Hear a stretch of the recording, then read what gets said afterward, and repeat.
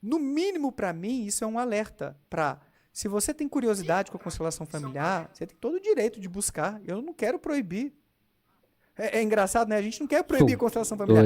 A gente quer que ela saia do SUS e do judiciário, porque ele é dinheiro público. A linha é dinheiro público. Mas na iniciativa privada, se você quer pagar, vai, velho. Esse é o direito. A gente quer que saia do SUS e do judiciário.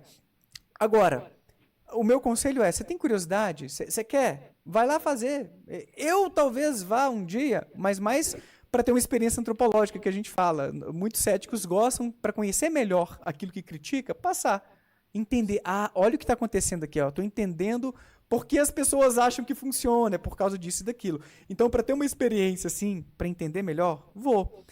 E também vai que eu mudo de ideia um dia, né? Mas provavelmente eu mudaria de ideia a partir de um bom estudo científico mostrando que ajuda. Mas o meu conselho é, se você tem depressão, se você tem algum transtorno de personalidade, um transtorno de ansiedade, toque, ansiedade social, cara, busca psicoterapia, mas busca alguém da TCC, da terapia cognitivo-comportamental, ou da comportamental dialética, que são psicoterapias mais robustas cientificamente também. Então procurem essas linhas. Um profissional que a gente fala que é baseado em evidências. Porque existem linhas de psicoterapia que são meio ruins também, que são bem controversas. Eu na minha percepção, assim, e é meu achismo, o inconsciente da gente é muito poderoso.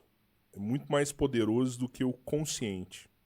Só que você não consegue armazenar uma informação facilmente dentro do seu inconsciente, porque tá rejeitando, ele não aceita isso, né? Mas a hora que você consegue armazenar alguma coisa lá dentro, isso faz efeito na sua vida. Vou te dar um exemplo. A gente tava aqui com um cara, o cara virou e falou, ó, seu avô mandou um recado pra você. Você tá com 180 quilos. Se você não emagrecer, você vai morrer.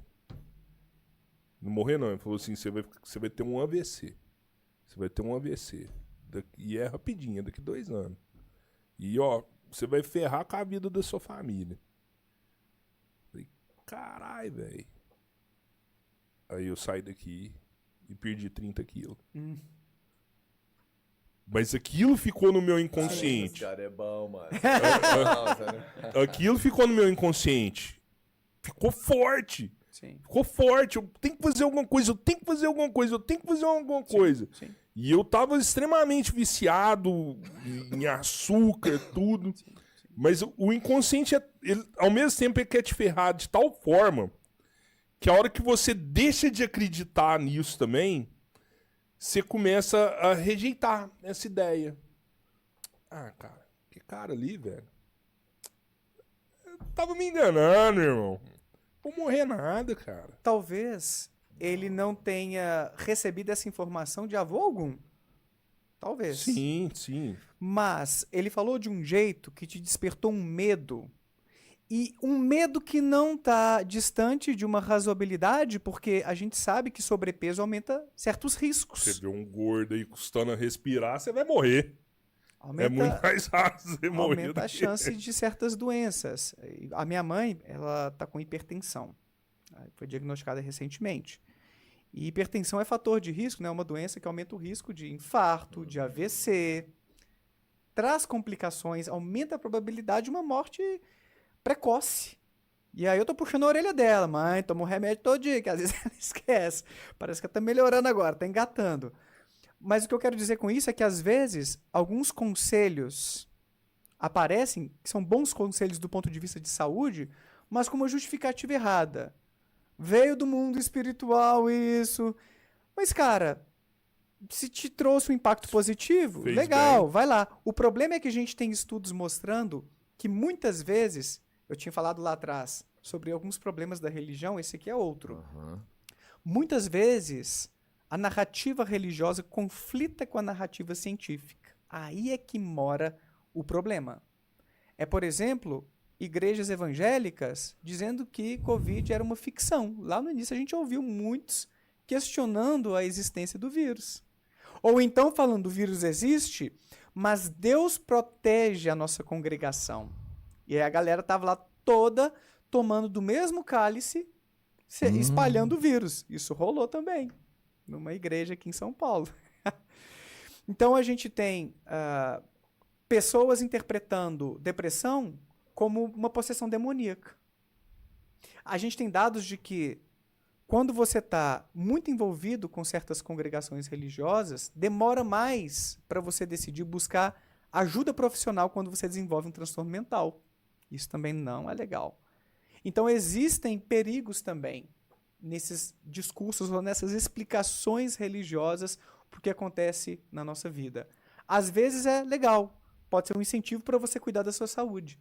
E existem líderes religiosos que são responsáveis assim, que conseguem diferenciar, existe uma questão de fé, a gente acredita no céu ou na reencarnação, e existem questões de saúde. E você precisa procurar um médico, um psicólogo para cuidar desses seus problemas de saúde.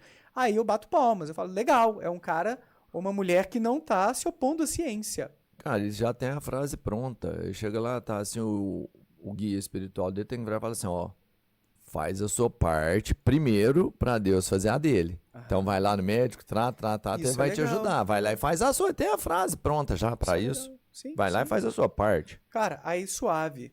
Aí você não tá ferrando com a vida da pessoa, com a saúde dela. Aí eu acho de boa. E ao mesmo tempo você tá fornecendo um consolo, uma esperança, e tá tudo bem. Aquela questão social da religião também, que pode ser legal. O meu problema maior é quando as crenças e práticas religiosas ferram com a vida das pessoas. De formas absurdas. De formas absurdas. Por exemplo, eu vi Não um pode caso fazer de transfusão uma mulher, de sangue. ela não conseguia se relacionar com o marido, fez uma constelação. Você não tá conseguindo porque na constelação mostrou que seu tio abusava de você. E não rolou nada disso, mas a pessoa colocou na cabeça dela que ela foi abusada, né, cara? Ainda tem essa, que são as falsas memórias. Às vezes, e houve um escândalo nos Estados Unidos, acho que na década de 70 para 80, sobre essas terapias de regressão, para você se lembrar de traumas que aconteceram lá atrás, e aí terapeutas induzindo falsas memórias de pacientes que teriam sido abusados quando crianças. E às vezes, crianças se lembrando de coisas que nunca aconteceram.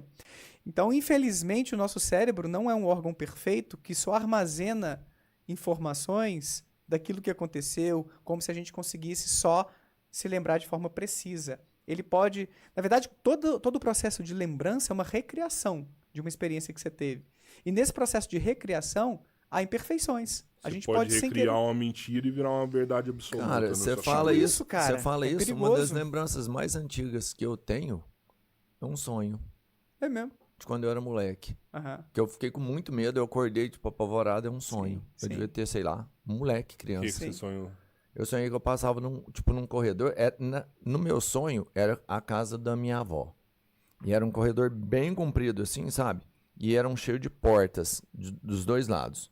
E tava bem escuro. E eu fui atravessar, assim, ó. E quando eu passei por uma porta, tipo, alguma coisa veio e me beliscou, assim, ó. E não tinha nada no sonho. E eu olhei e eu acordei sentindo a dor nas costas. De um beliscão. Sim. Tá ligado? Sim. E eu não esqueci o sonho. E eu tinha, sei lá, se eu for chutar hoje a minha idade, eu tinha 7 anos. Sim. Sim. Eu nunca esqueci desse sonho. Porque foi muito real. Eu tenho uma lembrança E foi também um sonho. bem vívida de um helicóptero descendo e ficando do lado da minha casa, onde tinha um lote lá em Bom Despacho, e ficou pairando assim. E eu, nossa, meio assustado com aquele helicóptero, e aí ele foi embora depois. E rolou ou não? Ninguém confirmou isso até hoje. Então eu acho que a chance de ter sido um sonho é grande. Será que você não Porque um foi- helicóptero abaixaria e ficaria ali, ó, do lado da minha casa. Big Brother, né? É. O cara ali, ó. Será que você não foi abduzido, não? Pode O ser. helicóptero aeronáutico. Mas você entende? Se fizer uma regressão minha, eu posso voltar a ter esse pensamento, que eu realmente tenho ele no meu cérebro aqui guardado. Mas poderia ser um alguém que eu tivesse sonhado, que um alguém que ficou comigo, por exemplo. Sabe? E isso ficou registrado. Sim. Eu te falo Você que já às vezes é um sonho. estudou DMT já? Não. O que é DMT? Daquela substância da ayahuasca? Ah, não. Eu vi alguma coisa já sobre o assunto, mas não de forma aprofundada. Eu posso mencionar isso daqui a pouquinho, que é um assunto legal, porque entra nas experiências místicas, religiosas, induzidas tanto por substâncias quanto por contexto. Até a possessão, mediunidade. Então fala isso aí já. Eu já vou falar sobre isso, mas eu queria só concluir sobre o inconsciente, que eu acho que é importante. Porra, sim. Legal. Porque hoje a maior parte dos pesquisadores em psicologia parece concordar com a existência de algo que a gente pode chamar de inconsciente. Mas isso é meio diferente da versão do inconsciente da psicanálise, um inconsciente psicodinâmico que trabalha conforme pulsões de vida e morte, desejos reprimidos, recalcados, que você não poderia lembrar porque é uma situação constrangedora, tipo você tendo desejado a sua mãe sexualmente, ou se você é uma menina, o seu pai. Uma psicanálise mais freudiana, assim. Exato. Esse tipo de inconsciente é muito controverso. Do ponto de vista científico, muitos, inclusive, classificam essa doutrina como uma pseudociência. Então, o inconsciente hoje mais aceito seria esse conjunto de processos psicológicos ou neuropsicológicos que não fazem emergir uma experiência consciente, que estaria então por trás ou por baixo disso, mas que não teria esse caráter de vou proteger o ego, você não está pronto para acessar isso, e que ficaria respingando na forma de xistes e atos falhos, do tipo, se você esqueceu que você tinha um compromisso com fulano, é porque na verdade você não queria ir naquele lugar, que você tem um problema com a pessoa, ou se você sonhou com coisa X, é porque você deseja aquilo, porque o sonho é uma realização alucinada de desejos. Esse tipo de interpretação, muito baseado em desejos recalcados ou que aparecem em certas situações inusitadas da sua vida, é muito questionável. Isso é muito questionável. O inconsciente que existe é um inconsciente aparentemente menos carregado desses mistérios da mente, que você tem que voltar no passado para ver de onde veio essa sua preferência, ou esse seu jeito de ser, porque tem uma questão mal resolvida lá atrás. Isso parece não ser muito sustentável. O inconsciente mais tranquilo do ponto de vista científico, que tem mais evidências, ele é mais simples do tipo, a nossa percepção visual, tipo eu perceber o seu relógio vermelho, ela se dá depois de uma longa rota de processamento neural, que começou com as células fotossensíveis da minha retina, que está aqui no fundo do meu olho, deflagrando potenciais de ação ou impulsos nervosos que viajaram até a região posterior do meu encéfalo, no córtex visual primário, aqui atrás, que depois foi caminhando para essas regiões mais superficiais aqui do parietal, para você ter uma noção de distância, a distância do seu relógio em relação a mim, e que também viajou por regiões mais ventrais aqui no meu córtex temporal para dar um sentido do que é isso que eu estou vendo diante de mim, que é um relógio vermelho. Então veja que eu tenho áreas diferentes no cérebro atuando de forma sincronizada, paralela, para construir uma imagem integrada que é um relógio vermelho diante de mim, que me dá uma noção de profundidade, movimento, quando você mexe assim com o braço, e um significado. Isto é um relógio. A maior parte do caminho desse processamento oriundo dessa estimulação aqui, que foi o seu relógio, um objeto diante de mim, foi inconsciente. Eu não tive consciência de todo esse trajeto. Eu tenho consciência só desse desfecho final, que envolve essas regiões aqui dorsais e mais ventrais ou laterais, para me dar uma noção do que é um relógio diante de mim, onde está posicionado. Ah, Daniel, mas não pode ter nada afetivo aí, mais emocional? Pode, até pode. Digamos que eu fico um pouco ansioso diante do Roberto e não sei por quê. Eu tenho um receio, assim, em me comunicar com ele, em olhar para ele. Nesse sentido, é inconsciente no sentido de que eu não sei de onde vem isso, e aí tá tudo bem. Quando a gente tem uma reação, uma lembrança, e a gente não sabe de onde vem, por que eu tô tendo essa experiência, tá tudo bem a gente chamar isso de inconsciente. Mas inconsciente no sentido de que eu não consigo explicar por que eu sinto isso. Eu não tenho conhecimento de por que eu sinto isso diante do Roberto. Mas não quer dizer necessariamente que haja uma lembrança recalcada, reprimida, guardada, que me faz ter esse tipo de sensação. Pode até ter acontecido algo do tipo, lá atrás, vou dar um exemplo de uma coisa meio traumática que eu vivi, tá? Eu fui vítima de bullying na escola, de um garoto cujo nome é Roberto. Caralho, velho. Roberto. Roberto faz muito bullying, velho. Ele faz comigo também. O Roberto- Eu faço muito bullying, não. Eu sou boomer. O Roberto chegou a colocar uma agulha no sapato dele e me chutou. Caraca, Sacanagem. mano. Esse foi o nível do bullying que eu sofri. Isso, cara, que O meu pai teve que mandar o office boy do escritório dele me buscar várias vezes na escola pra não apanhar depois da aula. Cara, esse Roberto era mal pra caralho, mano. Roberto, pô, tomara que você tenha Mudado, encontrado Jesus. Mas Tomara você que se Deus sente seja mal, assim, de tocado, ficar velho. perto do Robertinho, assim? porque Não, você não sabe? sinto, não sinto. Não, Não, isso aqui foi fictício. Isso não, mas rolou. Você teve o Roberto que te fez bullying lá. Rolou. Rolou. Eu até sendo sincero, que eu até me senti mais confortável com você do que com o Roberto. No início, agora eu acho que eu tô mais com você do que com ele. Depois é comigo. Porque eu acho que você concorda mais comigo do que ele. mas assim, talvez a lembrança do Roberto não tenha sido por acaso também. Na verdade, nada é por acaso do ponto de vista psicológico. Com isso eu concordo com Freud. Nisso eu concordo com Freud. Tudo está conectado aqui nas nossas redes neurais, semânticas. A nossa memória, ela vai se ramificando e se conectando com outras coisas. E tá tudo bem. A origem das lembranças, ela é inconsciente nesse sentido. E pode ser que, vamos supor, né, que o Roberto ou qualquer outra pessoa lá atrás, se não fosse o Roberto, vamos supor que eu tive um problema com o vizinho, o Juninho, e ele tinha um relógio vermelho. Pode ser que um pouco da minha ansiedade tivesse vindo do relógio vermelho, Sim. que é uma característica que estava presente em uma pessoa com quem eu me dei mal lá atrás. Sabe quando você acaba de conhecer a pessoa e você tem uma sensação ou boa ou ruim? Sim. Você não tem muita informação sobre ela? O santo bateu. O santo bate. Ou pode ser o contrário, o santo não bate. Não bateu. E aí, às vezes, a gente leva para um lado místico, né? Uma energia e tal, a pessoa tem uma energia X ou Y. Pode ser essa questão do condicionamento. Uma característica da pessoa pode ser o tipo de cabelo, o tipo de barba, a altura. Eu conheço uma pessoa que já me falou isso. Nossa, às vezes homens muito altos, assim, mais imponentes, me deixam meio ansiosa e tal. Uhum. Pode ser porque lá atrás você teve uma experiência ruim com uma pessoa que tinha aquela característica. Eu não estou negando isso. Pode ser.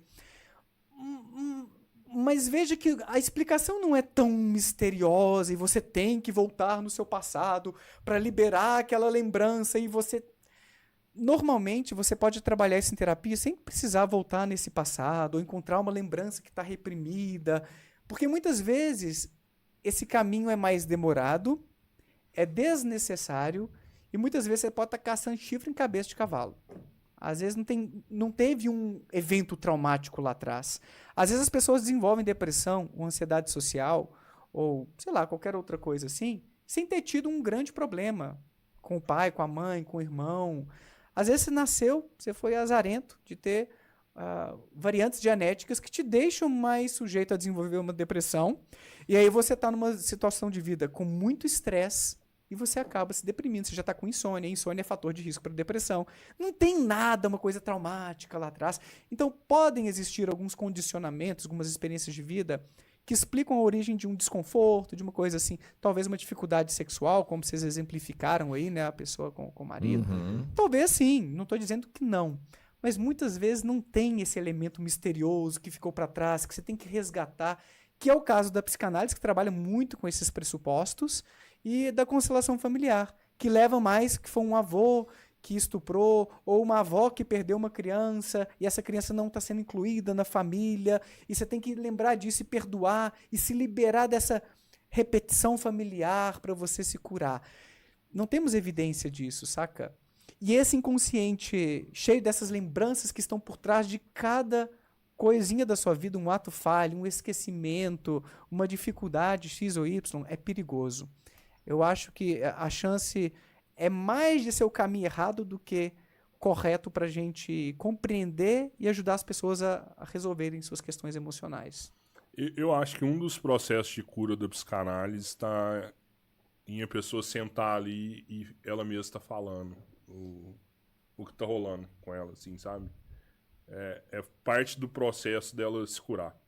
A hora que você fala, que você enxerga, você vai começar a falar, em algum momento você vai enxergar o problema, você vai conseguir entender aquilo ali, e aquilo lá faz parte de você resolver o seu problema. Certo. Uma coisa bem conhecida na pesquisa da psicologia são os fatores comuns entre as psicoterapias. Todas as vertentes de psicoterapia, praticamente, ou pelo menos as mais famosinhas, têm um fator terapêutico. Ajuda. Por quê? Porque é justamente isso que você está exemplificando, Rodrigo. Praticamente todas fornecem um contexto no qual você reflete sobre suas questões de vida. E assim você vai se conhecer melhor mesmo. Qualquer terapeuta minimamente qualificado vai te fazer questões. Quando começou isso na sua vida? Como é que isso impacta hoje em você? O que você pensa a respeito de tal coisa? Essas perguntas, elas promovem autoconhecimento. Às vezes podem também promover as falsas memórias ou conclusões equivocadas. A gente tem que tomar cuidado. Sim. Mas muitas vezes a gente se conhece melhor, a gente se sente acolhido, aceito, e isso é terapêutico. Sabe aquela vergonha que você guarda daquilo que você disse, aquilo que você fez na sua vida? Quem nunca? Todos temos um passado com algumas escorregadas. Quando você revela aquilo para um psicólogo ou um terapeuta que não é psicólogo, e eu não recomendo, né? Eu prefiro, assim, dando mais um conselho, procure um psicoterapeuta que tenha formação em psicologia, porque tem psicoterapeuta que não tem formação em psicologia. Eu confio muito mais naqueles que tiveram uma formação. Bom, você ser aceito, você falar sobre aquilo, não ser julgado, não ser punido, pode ser libertador. Porque pode ser parte do processo de você aceitar que você não é perfeito, que você erra, que você hoje é uma outra pessoa, não faria o mesmo. Então, você se perdoar e você seguir adiante é uma coisa muito libertadora. E pode ser que isso seja encontrado em todas as psicoterapias, independentemente se é psicanálise, humanista, TCC, comportamental. Eu acho que é um tipo de processo comum, mas isso é pouco. Essa é a nossa briga. Isso é pouco. Tem que ir mais do que isso. Sim. Mas eu acho que isso rolava até no confessionário da igreja. Sim. O fato da pessoa ir se confessar na igreja pro padre ali é uma autoterapia que ela tava fazendo. Exatamente. O rolê do padre, reza isso, reza aquilo, era só pra fixar o cara lá. Mas, nossa, confessar é bom pra mim, porque eu ganhei o perdão do padre. Não, você viu o seu problema, você resolveu sua bronca ali. Acho que até, assim, não é tão simples, mas é muito disso. Quando você vai no confessionário, você não precisa se encontrar e entender o que você fez. Você tem até um atalho. Você chega lá, você dá o problema e fala assim, você não tem isso mais. Você já chega com o problema, com a culpa. Fiz isso, quem nunca derrapou, e o padre só vira e fala assim, 5 Pai Nosso, você não tem isso mais, tá perdoado. Diferente, às vezes, de uma terapia mesmo, onde você vai se entender com o seu problema. Não é? Quando você faz um tratamento lá, uma terapia, você vai se entender com o seu problema e se aceitar dessa forma. Sim. Lá no padre, você não precisa se aceitar. Você não precisa entender seu problema, já está pronto. Eu não sei se já fizeram pesquisa para ver se o confessionário é mais eficaz do que a psicoterapia para algumas questões pontuais. Para algum pode ser verdade. Pontuais, do tipo uma pequena desavença com isso. Mas eu acho que não. Ainda assim, eu acho que não. Para algumas questões, talvez mais... Cara, não sei, nem assim, sabe por quê? Eu entendo que pode haver um conflito de interesses, porque eu sou psicólogo. Mas assim, para casos profundos, com certeza, é o que a gente falou. Não, uma depressão, tem que ser o psicólogo, não adianta você ir lá confessar, não adianta. Exatamente. Mas no pequeno, talvez, você fala, talvez algumas questões pontuais, porque você vai chegar lá mais focado, igual o Rodrigo comentou, né? Eu fiz tal coisa, né? Já tá ali direto, né? Uhum. Não é uma coisa que você vai desenvolver, que você vai bater aquele papo e tal. Mas eu acho que para uma mudança mais efetiva, a psicoterapia ainda assim supera, porque é aquela coisa, você recebeu aquele perdão, mas o que garante que você não vai pecar de novo? Não, você vai de novo, até porque é barato. Aquilo de novo, né?